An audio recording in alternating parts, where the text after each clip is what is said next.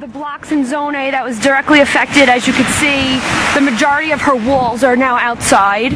And how do you feel about the recovery process and the aid so far? Disgusted. Nobody's come around.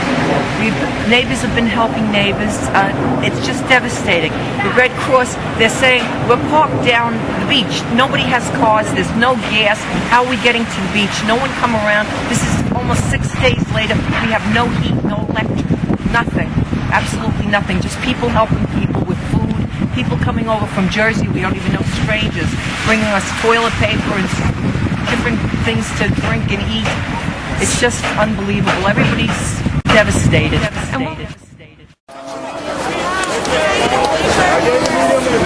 I speak unto thee this day, and I say, when men have grown so sophisticated, so developed in their lifestyles that they think they no longer need me, I say it is me, the living God, who will bring them down to the very rudiments of survival.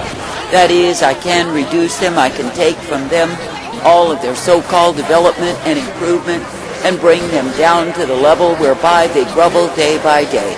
For I say it is me, the living God, who is able to take all that men have brought forth and completely destroy the same.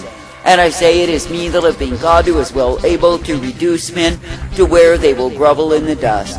I say, so it is in this wicked generation, as I, the living God, do give the display of my wrath, my fury, my indignation, so shall men be brought low. That is, men who are of high estate shall be brought down to be equivalent with the beggars. And I say it is me, the living God, who can bring it to pass, when I say that all that men have put their trust and confidence in, that is, their so-called securities, can be shown to be nothing at all. For I say it is me, the living God, who is able to bring men down, and it is me, the living God, who is able to bring men low. Therefore I say this day, do not let your confidence be in the things that are of this world. Do not let your confidence even be in nations. For I say it is me, the living God, that you are meant to have your confidence in, for I am the one who will keep thee day by day. But I say in a proud, a wayward, a careless, perverse generation, that many have set their confidence upon the things that pass away. And I say they've looked to idols, they've looked to what it is that they have brought forth, and I say they have been loving the same. But I say it is me, the living God, who is in this generation displaying my wrath against those things that men have been confident in. And it is me, the living God, who is bringing to naught all of the so-called development when I desire to do so. For I say when men are indifferent towards me and even hateful, I say they prove they are fools. For I say when men think they have grown to the place that they no longer are needy of me, I say they are living in blindness. For I say it is me, the living God, who is the Creator, and it is me, the living God, that men are meant to recognize as the same. That is, men are meant to live in the fear, the respect of me, that they can walk uprightly in me. But I say when men grow so sophisticated, they really become stupid and dumb. For I say they will take up idols that can do nothing for them in the day of their calamity, the hour of their trouble. I say this day consider that I, the living God, can take the summation of a man's life and reduce it right before his eyes. That is, it only takes one strike, one blow from me, the living God, to reduce a man down to grovel in the dust. That is, to take from a man all that he's put his confidence in, all that he's trusted and believed in and hoped would be his security in his old age. And then I say when he's ready to face those years, I say he has nothing at all. And I say it is me, the living God, who can show unto the sons of men that all of their so-called advancements, developments, and all of their achievements are nothing before me. For I say it is me, the living God, who can bring them down. I say that I bring them low, and I say that I will continue to do so. For I say it is me, the living God, who is thoroughly fed up with the behavior and the misbehavior of humankind. That is, the way that men and women have strutted and boasted themselves in pride, in hatred against me, and even in the exhibition of their sin. For I say that I, the living God, never called men to live in sin, to partake of sin, to be ever active in sin. Yet I say you are living in a time when men, because they have made themselves so comfortable in this life, have plenty of time for sin. And I say they are ever indulging and indulging and indulging in the things that idol have been God forbidden, and loving it so. And not only are they indulging, but I say they've grown to the point where they are openly exhibiting and displaying their filthiness, their pride, their abominations before me. And I say that they put on the show for the whole world to see how defiant that they can be. I say it is time that idol-living God would show men once again that I am the Almighty. And I say it is me, the living God, who is bringing down upon them, raining upon them my wrath in cups of vengeance poured forth. I say this day that idol-living God never ever intended that men would grow so developed that they had no need of me. And I say the truth of it is because men in this hour are so blinded by pride, they imagine that is who they are. That is, they imagine that they have no need of me, that they do not need my truth, my life, my mercy revealed. That is, they imagine they can go on in their own headstrong ways, all to their own destruction. I say this day that idol-living God never called thee to the course of destruction, but I say that I've called thee to come forth in my life. That is, I have called thee to be thankful that it is me that you can be looking unto, believing and trusting in. For I say, if you will indeed be keeping your vision ever upon me and be directed in my way, I say that you will come forth rejoicing. But I say, if you grow so proud, so arrogant, so much of a fool, that you think you have no need of me, then I say you will receive my wrath. For I say the truth of it is, the time has come that men will either be receiving of the wrath, the fury, the indignation that I provide, or elsewise the mercy. I say that the ones who seek me, the ones who walk in obedience unto me, will be the recipients of mercy. But I say no longer will I have the bums, the mooches, the hitchhikers adhering unto the mercy covering, for I say that I've withdrawn the same. And I say that the mercy shall only be given to the ones who walk uprightly in me. And I say that the wrath shall be given to the endless multitudes who have sought for their own way, have sought to be apart from me, have sought to continue in sin and hatred and rebellion against me.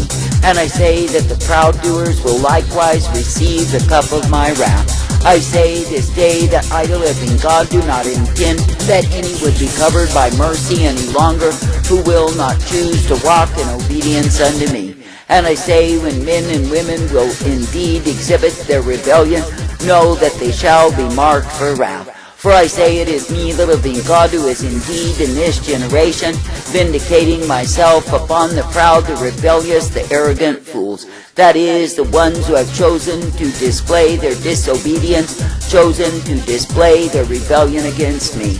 And I say, when you see the ones who within themselves think they go on forever, know they are fools who will be taken in folly. For I say it is me, the living God, who will show once again that I am the one who does rule and reign. I say that men through pride have grown so arrogant, so full of themselves, so full of their own conceit. I say they take themselves literally far from me. And I say in so doing they become, shall I say, the victims of my wrath. But I say that the victimization that they suffer shall be of their own doing, because they have chosen to oppose me.